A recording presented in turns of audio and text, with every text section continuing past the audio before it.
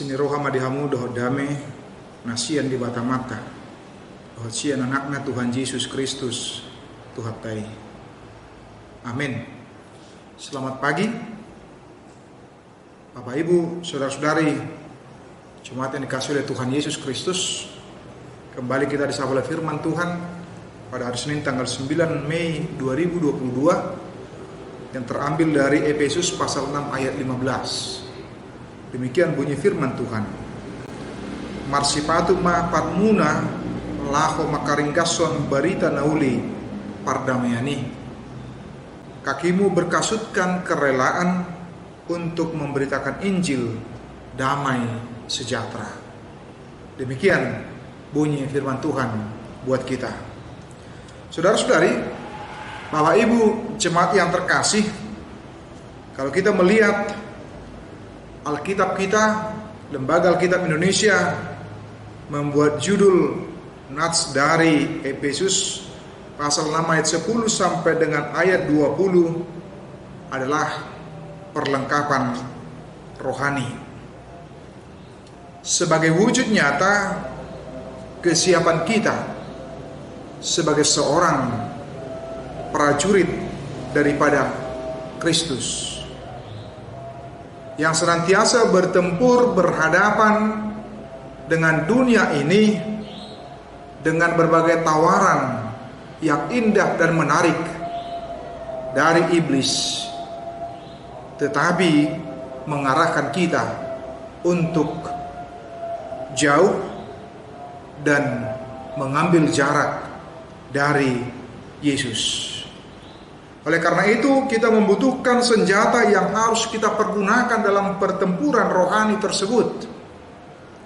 Kalau kita membaca, Paulus menyebutkan kepada jemaat Efesus memakai senjata-senjata yang diperlukan seperti firman Allah, berikat pinggangkan kebenaran, baju jirahkan keadilan, perisai iman, ketopong keselamatan, dan juga salah satunya dalam nats ini adalah disebutkan tadi, yaitu berkasutkan kerelaan. Kasut yang biasa dipakai oleh prajurit Romawi agar mampu melindungi kakinya dari bahaya ketika berjalan menempuh dari satu tempat ke tempat yang lain. Sehingga dengan berkasut tersebut maka dia bebas melangkah, dia bebas berjalan, termasuk dalam perjalanan yang jauh dan cepat.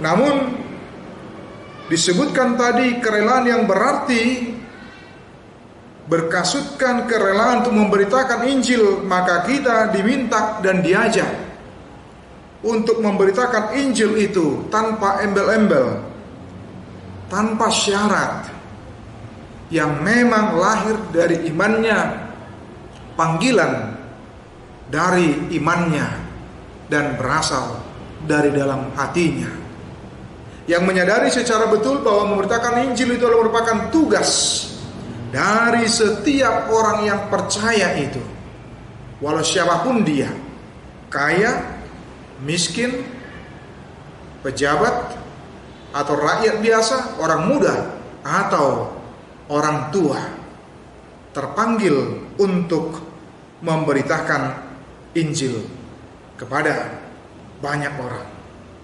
Itulah yang dilakukan dan dipraktekkan oleh Paulus dan juga murid-murid Yesus ribuan tahun yang lalu. Bagaimana Paulus boleh memberitakan Injil dari satu tempat ke tempat yang lain, dari satu daerah ke daerah yang lain, dan tidak mengenal waktu, tidak mengenal tempat, dan tidak mengenal keadaan. Apakah di penjara atau dalam kondisi bebas, itu adalah menjadi momen dalam memberitakan Injil yang dilakukan oleh Paulus. Dia melakukannya dengan penuh kerelaan hati, dengan kesungguhan hati, dan tanpa ada sungut-sungut, tanpa ada embel-embel di dalamnya. Itulah praktek dia meneladani seperti apa yang dilakukan oleh Yesus ketika berada di tengah-tengah dunia ini memberitakan Injil kepada banyak orang dari satu daerah ke daerah yang lain, dari satu tempat ke tempat yang lain, supaya orang lain mendengar kabar baik, kabar sukacita yang dari Allah. Panggilan yang sama juga ditujukan kepada kita di dalam kehidupan kita sebagai pengikut Kristus. Sesungguhnya setiap orang yang percaya itu adalah Injil yang berjalan, di mana kita terpanggil untuk memberitakan Injil dengan penuh sukacita, dengan penuh kerelaan, dengan penuh kegembiraan, dan tanpa hitung-hitungan, secara materi, secara waktu, secara tenaga, pikiran, tetapi berkasutkan kerelaan,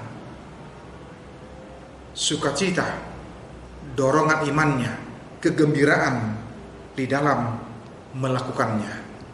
Nah, ini menjadi ajakan juga bagi kita dalam kehidupan kita sebagai orang yang percaya untuk melakukan seperti apa yang dipraktekkan dilakukan oleh Paulus dan juga jemaat mula-mula pada waktu itu, di mana mereka melakukannya dengan kerelaan, dengan penuh sukacita dan kegembiraan. Seperti itu juga panggilan kepada kita. Bagaimana kita boleh juga berkasutkan kerelaan dalam memberitakan Injil damai sejahtera kepada setiap orang, di rumah, di tempat kita bekerja, di lingkungan kita, dan juga di keluarga kita atau dimanapun kita berada. Karena itu beritakanlah Injil dengan penuh sukacita, dengan penuh kerelaan. Tuhan Yesus memberkati kita semua. Amin. Kasih karunia dari Tuhan Yesus Kristus serta kasih setia Allah Bapa dan persekutuan Roh Kudus memberkati dan menyertai kamu sekalian hari ini, esok, dan sampai selama-lamanya. Amin.